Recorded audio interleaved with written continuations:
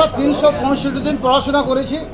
সম্ভবত পরীক্ষার রেজাল্ট কী হবে তার মাধ্যমে একটা অনুভব করা যায়। তাছাড়াও বিগত দিনে যে নির্বাচনগুলো হয়েছে, এমন কোনো নির্বাচন হয়নি যেটা কাটাকাটি খুনোখুনি রাহাজানি হয়নি। স্বভাবতই নানুর বিধানসভা মানুষ আবেগে উৎসাহিত হয়ে তারা আজ একটা বিজয় মিছিল আয়োজন করেছে। সেই বিজয় মিছিল তাদের সকলের সঙ্গে পা মিলালাম। শহীদ পরিবারের সকল সদস্যরা এখানে অংশগ্রহণ করেছে, সব তাদের সঙ্গে পা মিলালাম।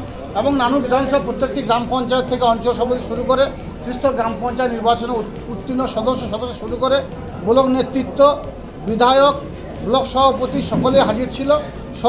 সকলের সঙ্গে পায়ে পা মিলে কাঁধে কাঁধ মিলে আমরা এই গ্রামটাকে প্রদক্ষিণ করলাম। বোলপুর লোকসভা কেন্দ্রে অসিত মাল 2 থেকে 3 লক্ষ ভোটের ব্যবধানে জিতবে এবং সিউড়ি লোকসভা কেন্দ্রে অর্থাৎ বীরভূম লোকসভা কেন্দ্রে শতাব্দী রয় 1 থেকে 2 লক্ষ ভোটের ব্যবধানে জয়যুক্ত হবে। আমরা টিম অনুব্রত মণ্ডল সবাই মিলিত হবে কাঁধে কাঁধ মিলিয়ে কাজ করেছি।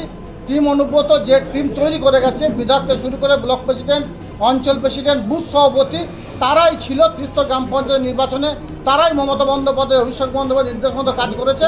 এই ভোটেও সেই টিম অনুব্রতই কাজ করেছে এবং যে ব্যবধানটা বললাম, জয় ব্যবধানটা 4 তারিখে যাবেন গণনা কেন্দ্রে। আপনাদের সকলকে আসার জন্য আবেদন করছি। শুধু জোড়া ফুল ফুটবে যখন বাক্স খুলবো, আর বিরোধীরা সর্ষের ফুল থেকে বাড়ি আসবে।